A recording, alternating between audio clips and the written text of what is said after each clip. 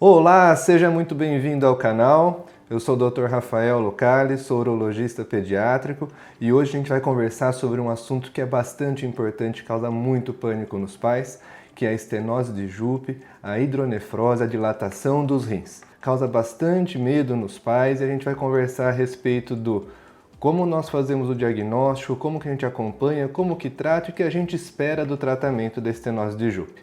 Vamos lá! Antes de mais nada, a gente tem que saber o que é Jupe. Jupe é uma sigla de junção uretero-piélica, que na verdade é uma região anatômica. É uma parte do trato urinário que é a junção entre a pelve do rim e o ureter que vai levar toda a urina até a bexiga. Então essa transição a gente chama de Jupe ou junção uretero-piélica. Acontece que algumas vezes as crianças elas podem desenvolver de maneira inapropriada essa região da junção uretero-piélica e por um defeito da musculatura ali, um defeito intrínseco que a gente chama, e ele fica mais fininho, mais estreito. Isso acaba dificultando a transição, a passagem da urina da pelve renal para o ureter, de maneira que provoca dilatação do rim, provoca dilatação da pelve renal. E é o que a gente vê nos ultrassons morfológicos que a gente faz antinatal, ultrassom obstétrico. Quando o médico está fazendo ultrassom ali na sua barriguinha para ver o seu filhinho ou sua filhinha e fala, nossa, tem uma pelve renal dilatada. Então, a principal causa de dilatação das pelves renais nas crianças é a estenose de Jupe. Claro, existem outras causas de estreitamento da Jupe. Tem esse problema intrínseco, que é congênito, mas também tem vasos anômalos que cruzam ali por cima da pelve renal e também dificultam a passagem da urina, provocando dilatação. E também tem estreitamentos da Jupe decorrentes de processos inflamatórios, procedimentos cirúrgicos feitos na região, mas isso normalmente não é de criancinha. Isso normalmente são de pacientes mais adultos que foram submetidos a tratamentos cirúrgicos prévios. Mas vamos falar de sintomas. Quais são os sintomas da estenose de Jupe? É interessante que na maior parte das crianças, a grande maioria não tem sintoma nenhum. Elas não percebem, que a gente não percebe nada de diferente na estenose de Jupe, exceto alterações no ultrassom morfológico obstétrico que foi feito ao longo do pré-natal, que a gente já vê aquela dilatação. O que acontece é que na maior parte das crianças que tem essa dilatação no pré-natal, a gente acaba acompanhando essa criancinha logo depois que nasce, fazendo alguns exames de imagem, e a gente percebe que essa dilatação ela persiste nos exames de imagem pós-natal. Normalmente ultrassom que a gente faz. E às vezes essa dilatação ela pode aumentar de tamanho, ela pode ficar estável, às vezes até diminuir. Em relação a sintomas, a estenose de Jupe ela normalmente não provoca nenhum sintoma. Ela é um achado de exame. Então ela é aquela dilatação que a gente vê no ultrassom antinatal, quando os pais estão fazendo os ultrassons obstétricos ou morfológicos, e que a gente precisa confirmar depois se essa dilatação persiste no pós-natal, porque ela pode simplesmente desaparecer, se é algo de transição, uma coisa momentânea durante o exame. Então, se essa dilatação persiste no pós-operatório, ou eventualmente ela até aumenta de tamanho ao longo do segmento dessa criancinha, a gente pode falar que essa criança tem uma grande chance de ter estenose de Jupe. Claro que para a gente confirmar isso, a gente vai precisar de alguns exames de imagem, alguns exames funcionais do rim, que a gente vai falar daqui a pouquinho sobre isso. Mas eu queria falar mais sobre os sintomas. Então, como eu falei, a maior parte das crianças não sente nada. A gente descobre a estenose de Jupe por meio dos exames. Mas algumas crianças sentem. Então as crianças elas podem ter infecção de trato urinário e quando a gente investiga as causas da infecção, a gente percebe que existe uma dilatação do rim e uma dessas causas é a estenose de Jupe. As crianças podem formar cálculos renais, então pela estase da urina lá dentro do rim, a dificuldade de escoar pode propiciar a formação de cálculos renais, então esse é um outro sintoma da estenose de Jupe. As crianças podem ter dor lombar. Claro que é difícil a gente saber isso na criancinha que não fala direito, que é muito pequenininha, mas nas crianças maiores elas podem falar que existe dor abdominal ou dor lombar do lado que tem a dilatação, e isso tudo são sintomas da estenose de Jupe. Mas volto a lembrar, o mais comum é as crianças não sentirem absolutamente nada, né? A gente identificar essa dilatação do rim já desde antes do nascimento e a gente acompanha isso no pós-natal. Existe um outro ponto que é bastante importante, que é um dado de exame físico da criança, é que quando a dilatação da estenose de Jupe ela é muito grande, mas muito grande mesmo, a gente consegue palpar no abdômen da criancinha o rim dilatado. Então isso sim é um sinal de exame físico que a gente consegue perceber bem pequenininho, mesmo na criança que não teve infecção, na criança que não tem dor, na criança que não tem cálculo renal. Às vezes é uma estenose de Jupe muito grande, muito estreita, que provoca uma dilatação muito acentuada no rim e a gente consegue sentir essa dilatação no próprio exame físico abdominal da criancinha. Em relação aos exames de imagem que nós fazemos para identificação e para acompanhamento, sem sombra de dúvidas, o exame de ultrassom é o mais importante de todos. E eu gosto muito do ultrassom porque é um exame pouco invasivo, é um exame que não envolve radiação, exposição a radiação nenhuma, que a gente pode repetir várias vezes sem grande prejuízo para a criancinha, para o desenvolvimento da criança e traz informações muito preciosas a respeito do que a gente precisa saber da estenose de Jupe. Então, o ultrassom é um exame que fornece dimensões do rim. A gente sabe que o rim dilatado ele tende a ser maior do que deveria ser, então a gente sabe o comprimento do rim. A gente sabe a espessura do parênquima renal. E eu gosto de falar bastante, assim, explicar o que é o parênquima renal, porque muitos pais, a gente acaba falando no nosso dia a dia, parênquima renal assim ou assado, mas a gente não entende muito bem o que é parênquima renal. Eu falo para os pais que o parênquima renal é como se fosse a carninha do rim. É aquela parte do rim que existem as células que filtram a urina, que existem células que produzem hormônios, que células que regulam a acidez do sangue, controlam os eletrólitos que estão presentes no sangue. Então, no parênquima renal está tudo que funciona no rim está no parênquima renal. Então, faz sentido e a gente sempre pensar que quanto mais espesso é o parênquima renal, melhor, porque, claro, a gente vai ter mais rim funcionante, mais parte de rim que funciona. E quanto mais fininho é o parênquima renal, então menos parte funcionante do rim, então é um rim que não está tão bom. Além da espessura do parênquima renal, nós podemos saber o diâmetro da pelve renal, o diâmetro antero-posterior da pelve, que é um parâmetro importante para saber o tanto de dilatação que tem do rim. A gente tem informações a respeito do calibre do ureter, do funcionamento da bexiga, da espessura da parede da bexiga, do quanto a bexiga pode ser esvaziada durante a micção da criança. Então é um exame simples, fácil de fazer, que traz informações muito preciosas ao longo do acompanhamento. Mas não é o único exame que a gente valoriza na estenose de Jupe. Precisamos de outras informações. Precisamos de informações a respeito do funcionamento do rim. Se essa dilatação está provocando algum déficit de função do rim.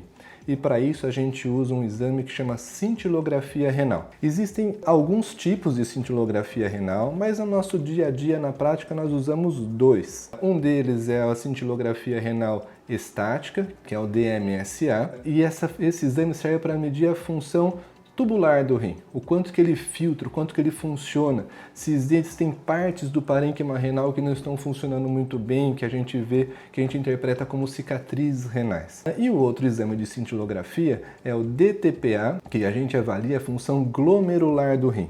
A gente vê como que essa urina que cai na pelve renal, quanto tempo ela demora para escorrer até a bexiga. Então, esse segundo tipo de cintilografia, o DTPA, ele serve para ver se existe alguma obstrução na via de fluxo, no caminho da urina até o rim. Então ele é muito precioso para falar sobre a estenose de Jupe, porque se a urina demora muito para descer do rim até a bexiga, a gente consegue pressupor que existe algum tipo de obstrução nesse caminho. Ao passo que a cintilografia do tipo DMSA, a gente consegue ver a presença de cicatrizes renais decorrentes dessa própria infecção e até decorrentes de processos infecciosos, de pielonefrite que esse rinzinho possa ter tido ao longo da vida dessa criancinha. Além disso, existem outros exames que às vezes vocês podem ter lido ou ouvido falar ou procurado na internet, que são tomografias de abdômen ou ressonâncias de abdômen que a gente faz nas crianças, também para avaliar ou até programar o tratamento da estenose de Jupe. De fato, são exames que são usados na prática clínica, mas, sinceramente, eu não gosto de pedir. E não gosto de pedir por alguns motivos. Primeiro, tipo, a tomografia ele é um exame que envolve radiação, que muitas vezes a criancinha é pequenininha, ela não para quietinho, tem que fazer exames sob sedação, mas a ressonância não envolve radiação, tipo, não envolve. Mas tem que anestesiar a criança para fazer ressonância quando ela é muito pequena. Uma anestesia geral, para poder, porque é um exame que demora 30, 40 minutos eventualmente. Então, no meu modo de entender, tipo, são exames de exceção. Não são exames que a gente tem que fazer no dia a dia para a rotina da estenose de Jupe. Às vezes a gente precisa desses exames numa dúvida diagnóstica, quando o ultrassom não é tão claro na definição de alguns parâmetros anatômicos importantes para o tratamento cirúrgico, mas via de regra eles não são necessários. Via de regra, um ultrassom bem feito e cintilografias também bem feitas são suficientes para o acompanhamento e inclusive para a indicação do momento do tratamento cirúrgico da estenose de Jupe. E falando em tratamento, é muito importante a gente entender quais critérios que nós usamos para indicar a cirurgia numa criancinha de estenose de Jupe. Eu costumo dizer que a estenose de Jupe é uma doença, um problema de saúde que quase sempre precisa de tratamento cirúrgico. Quase sempre. O que a gente não sabe é quando que vai ser o momento mais apropriado para fazer a cirurgia nessa criancinha. Se é muito pequenininha, quando ela ainda, logo depois que nasceu, a gente consegue esperar isso ao longo do crescimento dela. Então, no meu modo de entender, essa é a verdadeira arte no acompanhamento da estenose de Jupe, é saber qual que é o momento mais apropriado para indicar o tratamento cirúrgico. E para isso a gente considera alguns parâmetros que são importantes, que são clínicos, igual eu falei. Uma criancinha que teve infecção de trato urinário decorrente de estenose de Jupe, uma criancinha que precisa operar porque não está tudo bem.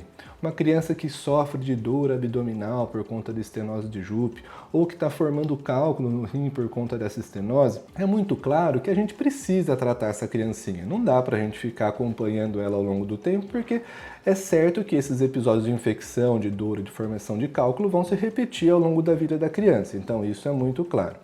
Só que lembra que eu falei que isso não é a regra das crianças com estenose de Jupe. Normalmente elas são assintomáticas, a gente vai acompanhando pelos exames de imagem. Um parâmetro que a gente usa muito e que eu acho que o que mais faz sentido para a indicação do tratamento da estenose de Jupe da criança é a espessura do parênquima renal. Lembra que eu falei que o parênquima renal é a parte funcionante do rim? Então, o grande problema da dilatação crônica, isso decorrente de estenose de Jupe, de refluxo, enfim, de qualquer problema renal que provoque dilatação, é que ao longo do tempo essa dilatação faz com que o parênquima renal vai ficando cada vez mais fino. E um parênquima renal cada vez mais fino, o rim tem menos parte funcionante.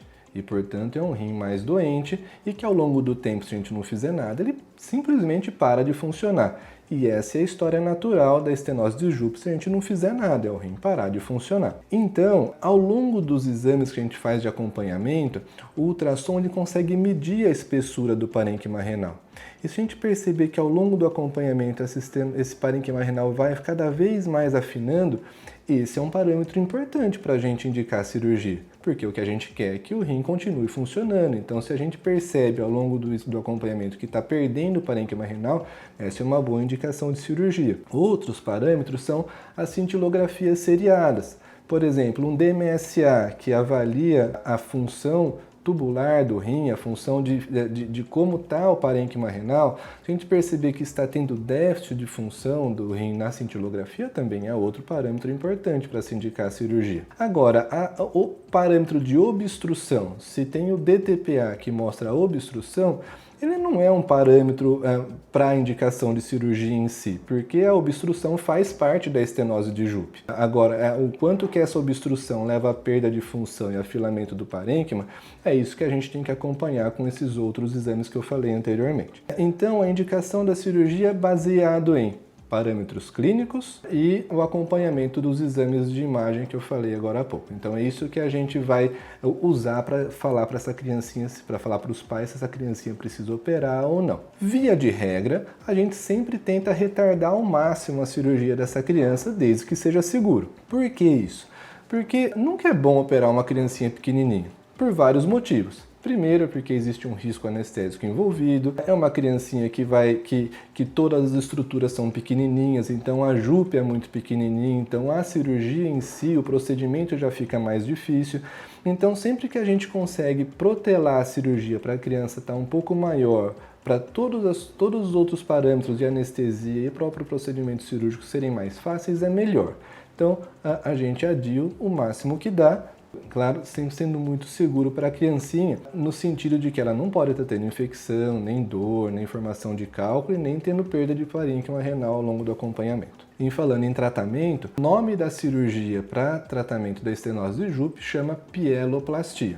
E existem várias formas de fazer a pieloplastia, que são as vias de acesso que a gente vai conversar agora. Muito antigamente, as cirurgias de pieloplastia eram feitas de maneira aberta, tradicional, com aquelas incisões que fazia aqui na parte anterior do abdômen ou na parte posterior, que são as pequenas lombotomias. Então, era o que tinha na época, então todo mundo operava por via aberta. Porém, ao longo do tempo, desenvolveu-se outras técnicas para operar a estenose de Jupe. Então, inicialmente e essas novas técnicas chamam de métodos minimamente invasivos para tratar a estenose de Jupe, que são a via laparoscópica, em que a gente usa pequenas incisões no abdômen para colocar uma câmera e pinças para o cirurgião fazer esse procedimento de reconstrução da estenose de Jupe. E mais recentemente a via robótica, que a gente usa um robô para fazer essa reconstrução da estenose de Jupe também por meio de pequenas incisões no abdômen. É claro que a forma de operar, a via de acesso e o jeito de fazer a pieloplastia, ela é muito dependente do cirurgião. Tem cirurgiões que gostam muito de métodos minimamente invasivos, tem cirurgiões que estão habituados a fazer a cirurgia aberta, então isso é muito individual. Existem também aqueles que falam que para criancinhas muito pequenininhas, até ao redor de um ano e meio, fazer as cirurgias abertas para a reconstrução da estenose, para reconstruir a Jupe, fazer a pieloplastia, ela é tão eficaz quanto a cirurgia robótica ou laparoscópica, e com incisão equivalente em tamanho. Porque alguns cirurgiões conseguem fazer essa cirurgia por incisões pequenas, de 1,5 a 2 centímetros aqui na porção posterior. Então, claro, depende do treinamento, depende de cada médico optar por um ou outro tratamento da pieloplastia. O que é importante é que os pais conheçam direitinho cada um deles, para a gente poder entender também como é o pós-operatório, como é o cuidado em cada uma das intervenções. O fato é que quando a gente opera a estenose de Jupe, o que a gente quer é fazer com que a urina passe livremente lá da pelve renal para o ureter e chegue à bexiga sem dificuldade. Esse é o objetivo da cirurgia. E cada uma dessas vias de acesso, elas têm o mesmo objetivo, que é reconstruir a Jupe e fazer a urina descer livremente até a região da bexiga e não ter nenhuma obstrução e parar de ter perda de função renal por conta do afilamento do parênquima. Em relação ao pós-operatório, independentemente da via de acesso, quando a criança é muito pequenininha, ao redor de um ano e meio de idade, o desconforto pós-operatório é quase que equivalente entre as vias de acesso, aberto, laparoscópico ou via robótica. Muito parecida a recuperação. Em todas essas vias de acesso, a gente precisa deixar um stent, um catéter, normalmente um catéter duplo J, que é um tubinho fininho de silicone, em que fica alojado um pedacinho dentro do rim e ele desce por dentro do ureter até a bexiga e fica enrolado dentro da bexiga. Em todas as vias de acesso a gente coloca esse catéter. Isso serve para ajudar a escoar a urina bem por dentro do ureter e não forçar os pontos que nós fazemos na reconstrução, para não sair urina entre um pontinho e outro que a gente fez ali na pieloplastia. Então, em todas as vias de acesso, esse catéter a gente deixa esse catéter e que normalmente ele é retirado depois de 6 a 8 semanas do procedimento cirúrgico. Além da necessidade de retirar esse catéter depois de duplo J, o acompanhamento do pós-operatório ele vai ser muito parecido com o que era feito no pré-operatório.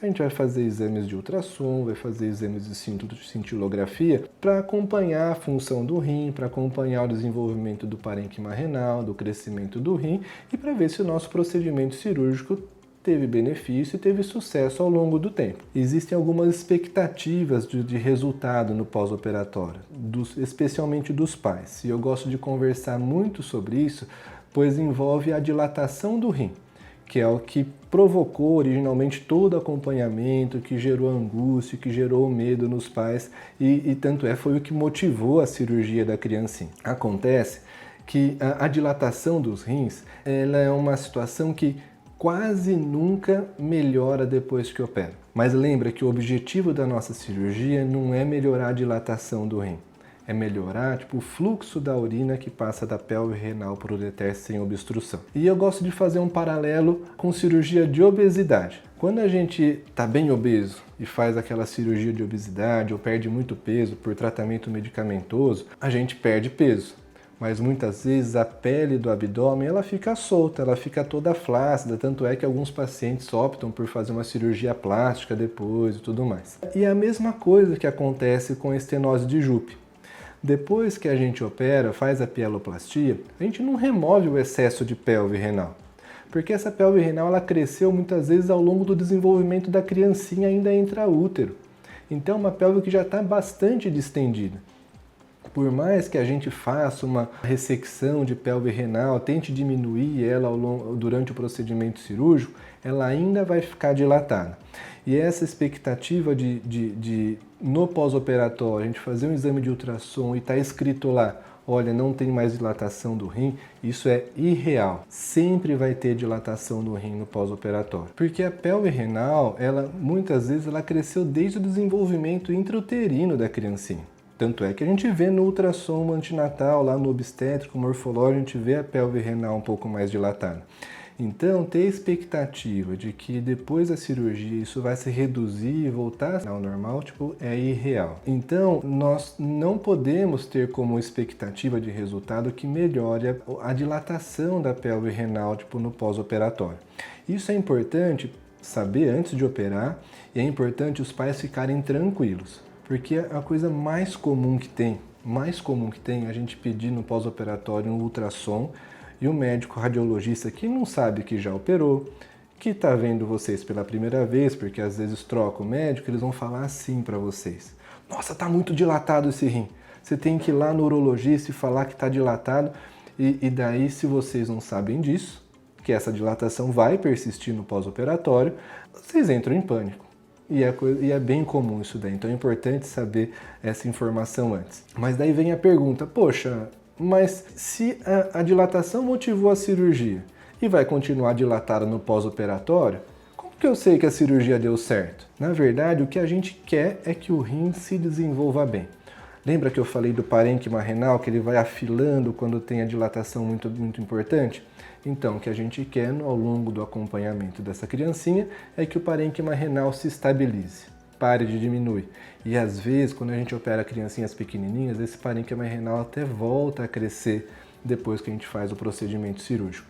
Então, esse é o principal parâmetro que a gente vai usar no acompanhamento da criancinha com estenose de Jupe. Desenvolvimento de parênquima renal, ou se era uma criança sintomática que tinha dor lombar, que ela pare de ter dor lombar, que ela pare de ter infecção de urina, que ela não forme mais cálculo, enfim, que ela não tenha nenhuma complicação decorrente dessa dilatação do rim. Se você gostou desse conteúdo, se inscreva no nosso canal e ative o sininho aqui para receber as notificações quando novos vídeos surgirem. Compartilha essas informações com as pessoas que você acha que vão se beneficiar delas.